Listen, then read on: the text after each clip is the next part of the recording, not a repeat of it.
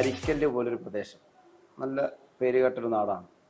ഈ പ്രദേശത്തെ വിദ്യാർത്ഥികൾക്ക്, പുതിയ തലമുറയ്ക്ക്, ഇതിപ്പോൾ 7ാം ക്ലാസ് വരെ, സെൻറ്റ് ജൂഡ് എന്ന് പറയുന്ന സ്കൂള് 7ാം ക്ലാസ് വരെയാണ്. അപ്പോൾ ഈ സ്കൂളിൽ ടീച്ചറിൻ്റെ ഒരു എക്സ്പീരിയൻസ് വെച്ചു. എനിക്കും സിസ്റ്ററിന് അന്യ സംസ്ഥാനത്ത് തന്നെ, മധ്യപ്രദേശിലും കർണാടകത്തിലും അതുപോലെ തന്നെ കേരളത്തിലും വിവിധ സ്കൂളുകൾ എക്സ്പീരിയൻസ് ചെയ്ത ഒരുപാട് കുട്ടികൾക്ക് നല്ല ഫ്യൂച്ചർ ഉണ്ടാക്കി കൊടുത്ത ഒരു വ്യക്തിത്വം കൂടിയാണ്. ടീച്ചറെ പറ്റി ഞാൻ കേട്ടിട്ടുണ്ട് നേരത്തെ. അപ്പോൾ അതുമായി ബന്ധപ്പെട്ട് നമ്മൾ ഇങ്ങനൊരു പ്രദേശത്ത് എത്രമാത്രം ഒരു കുട്ടികളെ ഏതൊക്കെ രീതിയിൽ നല്ല രീതിയിൽ നമുക്ക് വാർത്തെടുക്കാൻ പറ്റും? ടീച്ചറിൻ്റെ ഒരു പ്ലാൻ എന്താണ്? കാരണം ഇവിടെ ഇപ്പോൾ ഫസ്റ്റ് ഇയർ അല്ലേ, ഇവിടുത്തെ ജനങ്ങൾക്ക് സിസ്റ്ററിൻ്റെ എക്സ്പീരിയൻസിനെ കുറിച്ച് കൂടുതലായിട്ട് അറിയില്ല. അപ്പോൾ അവർക്ക് അറിയുന്നതിലേക്ക് ഒരു സന്ദേശം എന്നുള്ള രീതിയിൽ ടീച്ചർ സിസ്റ്ററിന് എന്താണ് പറയാനുള്ളത്? കുട്ടികളുടെ എക്സ്ട്രാ കരിക്കുലറും അങ്ങനെ എല്ലാ ആക്ടിവിറ്റീസും ഡെവലപ്പ് ചെയ്ത് ഏറ്റവും നല്ല സ്യൂട്ടബിൾ ആയിട്ടുള്ള കുഞ്ഞുങ്ങളായിട്ട് സമൂഹത്തിന് നന്മ ചെയ്യുന്ന, എവിടെ ചെന്നാലും അവർ മറ്റുള്ളവരുടെ മുമ്പിൽ ലേബിളായിരിക്കണം. അതാണ് നമ്മുടെ ലക്ഷ്യം. എല്ലാറ്റിലും ഉപരിയായി നല്ല സൽസ്വഭാവികളായിട്ട് വളരണം. അതാണല്ലോ ഒരു ക്രിസ്ത്യൻ ഇൻസ്റ്റിറ്റ്യൂഷനിൽ പഠിക്കുന്നതിൻ്റെ. അപ്പോൾ അതാണ് മെയിനായിട്ട് നമ്മുടെ ലക്ഷ്യം, അവരുടെ സ്വഭാവ രൂപീകരണം. അതോടൊപ്പം തന്നെ നല്ല എഡ്യൂക്കേറ്റഡ് ആയിട്ടുള്ള ടീച്ചേഴ്സാണ് ഇവിടെ ഉള്ളത്.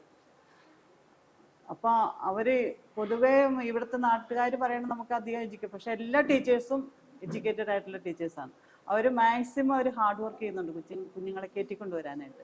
അപ്പോൾ തീർച്ചയായിട്ടും ടീച്ചേഴ്സിൻ്റെ എഫക്റ്റ് കൊണ്ട് എനിക്ക് നല്ല സാറ്റിസ്ഫൈഡ് ആണ്. ഇവിടെ ആയിരിക്കുന്ന കുഞ്ഞുങ്ങളും ടീച്ചേഴ്സും നല്ല ടീച്ചേഴ്സ്. സിസ്റ്റർ ഇവിടെ വന്നതിന് ശേഷം സിസ്റ്ററിന് ഏറ്റവും കൂടുതൽ ഇഷ്ടപ്പെട്ടത് ഇവിടുത്തെ ടീച്ചിങ് ഫാക്കൽറ്റീസ് അല്ലെ?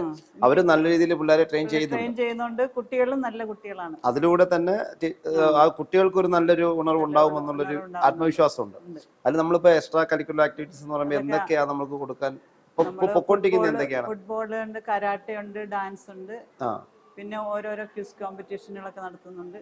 പിന്നെ അവരുടെ അഭിരുചിക്ക് അനുസരിച്ച് അവരെ ഇമ്പോർട്ടന്റ് ഡേയ്സ് ഒക്കെ നമ്മൾ ഒബ്സർവ് ചെയ്ത് അതെല്ലാം അതിനനുസരിച്ച് യോഗ അങ്ങനെയുള്ള ഡേയും പ്രത്യേകമായിട്ടുള്ള ഇമ്പോർട്ടൻസ് ഡേയ്സ് ഉണ്ടല്ലോ, അത് നമ്മൾ നോട്ടീസ് ബോർഡിൽ ഓരോ മാസം ഇടും. അതനുസരിച്ച് കുട്ടികൾക്ക് നമ്മൾ ട്രെയിനിങ് കൊടുക്കും. അവരിങ്ങനെ സ്പീച്ച് ചെയ്യും. കലണ്ടറിന്റെ ഇതനുസരിച്ച് നമ്മൾ ഒന്നും മാറ്റി എടുത്തില്ല. എല്ലാം നോട്ടീസ് ഇടുന്നുണ്ട് എല്ലാ മാസവും. അതനുസരിച്ച് നമ്മൾ ടീച്ചേഴ്സ് പ്രിപ്പയർ ആവും. പിന്നെ കുട്ടികൾ സംസാരിക്കുന്നുണ്ട്. അങ്ങനെ ആക്ടിവിറ്റീസ് ഒക്കെ ഉണ്ട്.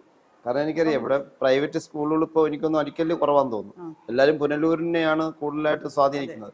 ഇവിടെ തൊട്ടടുത്ത് ഇത്രയും നല്ലൊരു സ്കൂള് ഇത്രയും നല്ല രീതിയിൽ പ്രവർത്തിക്കുകയും അതുകണക്ക് തന്നെ ഇത്രയും എക്സ്പീരിയൻസ് ആയിട്ടുള്ള ഒരു സിസ്റ്റം ഇവിടെ വരികയും അപ്പൊ ഇതിനെ ഒരു ഡെവലപ്പിലേക്ക് കൊണ്ടുവരുന്നതിന് ഇവിടുത്തെ എന്താ പറയുക നരിക്കൽ ഏരിയയിലുള്ള അതെ അവരുടെ പൊതുജനങ്ങളെ കൊണ്ടുവരണം. അപ്പൊ അത് നല്ലൊരു നിർദ്ദേശം കൂടെ. അപ്പൊ സിസ്റ്ററിന്റെ ആ ഒരു കഴിവും അറിവും ഇവിടുത്തെ ജനങ്ങൾക്ക് അറിയാം. ഇവിടെ അത്ര വലിയ ഫീസ് ഒന്നും പറയാൻ പറ്റത്തില്ല. ഫീസ് കുറവാണ്, വളരെ സ്കൂളുകളിലൊക്കെ. ഗവൺമെന്റ് സ്കൂളല്ല, അല്ലാത്ത സ്കൂളുകളെ അപേക്ഷിച്ച് നോക്കുമ്പോൾ ഇത്ര വലിയ ഫീസായിട്ട് എനിക്ക് തോന്നിയിട്ടില്ല. കാരണം വേറെ സ്കൂളുകളിലൊക്കെ ഞാൻ ഇരുന്ന് വന്നേക്കണോണ്ട് ഫീസിന്റെ കാര്യത്തിൽ ലെസ്സാണ്, കുറവാണ്. അത് നല്ലൊരു കാരണം ഇപ്പം ഗ്രാമപ്രദേശം ആയതുകൊണ്ടും ഒരുപാട് പേരൻസിന് ഇത്തിരി ആശ്വാസമാവുന്ന ഫീസാകുമ്പോൾ കഷ്ടപ്പെട്ട് ജീവിക്കുന്നവരാണല്ലോ ഈ കോവിഡ് കഴിഞ്ഞതിന് ശേഷം. അവർക്ക് ഡിഫിക്കൽട്ടീസ് ഉണ്ട്, മനസ്സിലാക്കുന്നു അവരുടെ വിഷമങ്ങൾ എന്താണെന്ന്. പക്ഷെ നമ്മള് ഫീസ് നോക്കാതെ തന്നെ കുട്ടികൾക്ക് മാക്സിമം എന്തുമാത്രം കൊടുക്കാൻ പറ്റുമോ അവരുടെ അഭിരുചി അനുസരിച്ച് അവരെ ഡെവലപ്പ് ചെയ്ത് കൊണ്ടുവരുന്നുണ്ട് അല്ലേ? പിള്ളേരുടെ മുഖത്ത് ഞങ്ങളിപ്പം കണ്ടു അവരുടെ സന്തോഷങ്ങളും കാര്യങ്ങളും. നല്ല കുഞ്ഞുങ്ങളാണ്, പേരൻസ് നമ്മളോട് കോഓപ്പറേറ്റീവ് ആണ്. അതുകൊണ്ട് നമ്മൾ സാറ്റിസ്ഫൈഡ് ആണ്. അപ്പൊ എല്ലാ പേരൻസിന്റെയും സപ്പോർട്ട് അടുത്ത വർഷം ഉണ്ടാവണം. നമുക്ക് നമ്മുടെ സപ്പോർട്ടൊക്കെയാണ് നല്ലതാണ്. പേരൻസ് ടീച്ചേഴ്സ് നല്ല ടീച്ചേഴ്സാണ്.